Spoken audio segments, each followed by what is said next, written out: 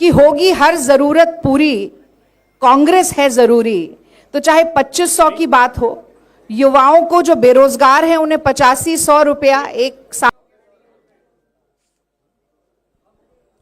प्रिय पत्रकार साथियों, दिल्ली प्रदेश कांग्रेस कमेटी के सभागार में आप लोगों का स्वागत है। हमारे साथ आज अखिल भारतीय कांग्रेस कमेटी की मुखर आवाज और भ्रष्टाचार के खिलाफ एक अग्रणी भूमिका लेने वाले नेता कम्युनिकेशन डिपार्टमेंट के प्रमुख पवन खेड़ा जी हैं। दिल्ली प्रदेश कांग्रेस कमेटी के यशस्वी अध्यक्ष देवेंद्र यादव जी हैं। अखिल भारतीय कांग्रेस कमेटी के हमारे दिल्ली विधानसभा का चुनाव दृढ़ता से देखने वाले और सचिव डेनी साहब हैं।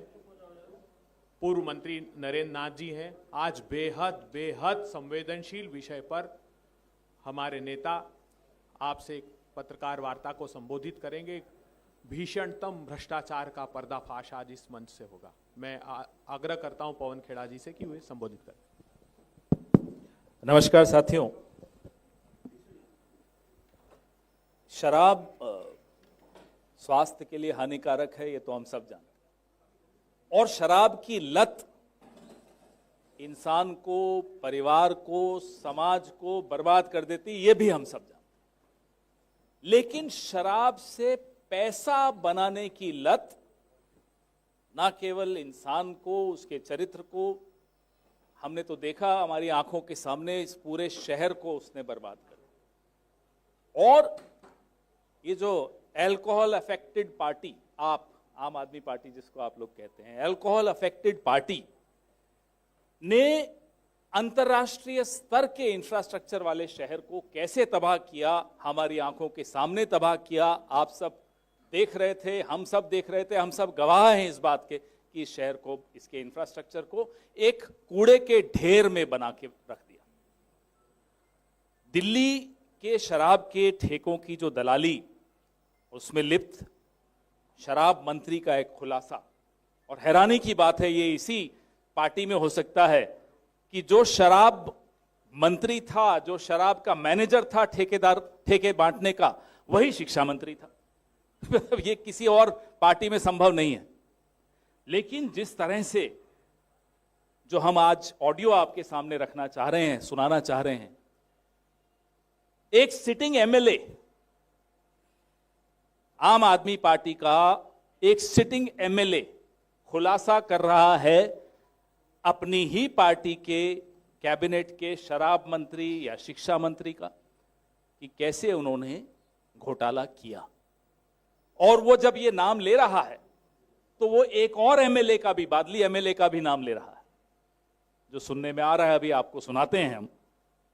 जिस तरह से एक बोतल पर एक बोतल फ्री, यही थी स्कीम, एक बोतल पर एक बोतल फ्री, ये पैसा दो, लाइसेंस लो, जो नीति ये लोग लाए, पूरी सरकार, पूरी इनकी पार्टी शराब के काले कारोबार में डूब गई।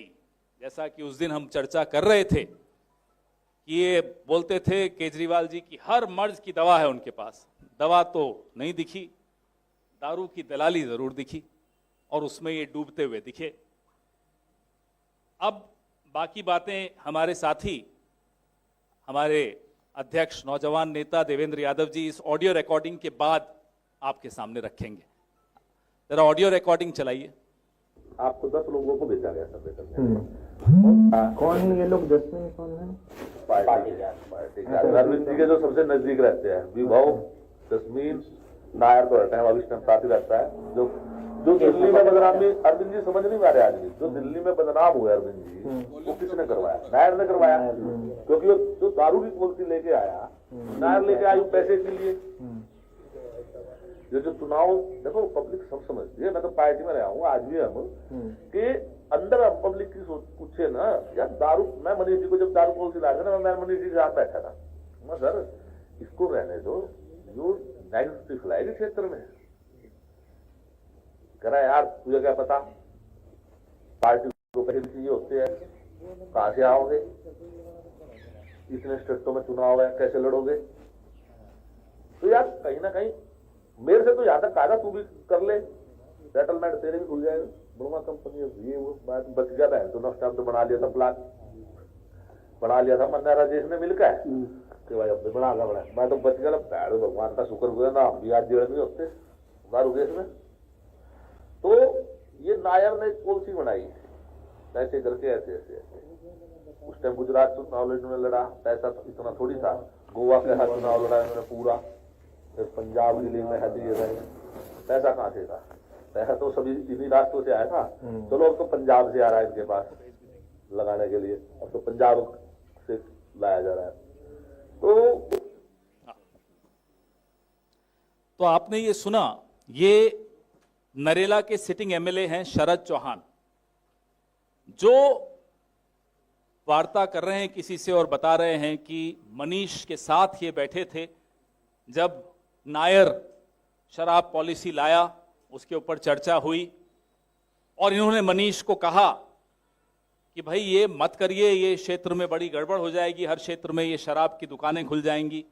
तो मनीष ने कहा कि अगर ये नहीं करेंगे तो चुनाव लड़ने के पैसे कहां से आएंगे। ये बोल रहे हैं, मैं तो सिर्फ आपको सुना रहा हूं। अभी आप सबके पास ये रिकॉर्डिंग भेज भी रहे हैं हम। भाई हम इलेक्शन कहां से लड़ेंगे? फिर ये आगे शरद चौहान बोलते हैं कि उसके बाद गुजरात का इलेक्शन लड़ा, गोवा का इलेक्शन लड़ा, तो पैसे यहीं से आए। उसके बाद अब पंजाब से आ रहे हैं, इससे पहले तो शराब के ठेकों से आए। ये शरद चौहान के शब्द हैं, आपके सामने। फिर बोला कि मुझे मनीष ने कहा कि तुम भी सेटलमेंट कर लो 2 कंपनियों से, तुम्हारा भी खुलवा देते हैं। बोले मैंने अजेश के साथ मिलकर प्लान भी बना दिया, लेकिन फिर मैं बच गया, मैंने नहीं किया, नहीं तो आज मैं भी जेल में होता। ये इनके शब्द हैं। मैं भूपेश जी रिकॉर्डिंग सबको आप ग्रुप में डाल दीजिए ताकि सबके पास ये आ जाए। आपके सामने है, सिटिंग एमएलए है, फिर से इलेक्शन लड़ रहे हैं, इसी पार्टी की टिकट पर लड़ रहे हैं और अपने मन की भड़ास निकाल रहे हैं कि देखो ये गलत किया मेरी सरकार ने, मेरे शराब मंत्री ने, शराब शिक्षा जो भी आप कहना चाहें उस मंत्री ने ये गलत किया, लेकिन पैसों के लिए किया। चुनाव लड़ने के लिए पैसे इन लोगों ने शराब की कंपनियों से लिए। ये आए थे पारदर्शी राजनीति, साफ राजनीति का नारा लगाकर। मैं वो वक्त भूल नहीं सकता जब ये खड़े होते थे और ये बंगाली मार्केट में खड़े होते थे, लोग फोटो खिंचवाने आते थे इनके साथ, बोले मैं स्वच्छ राजनीति लाऊंगा। मैं खड़ा था वहां, देख रहा था, लेकिन इन पर भरोसा ना तब किया था ना अब किया।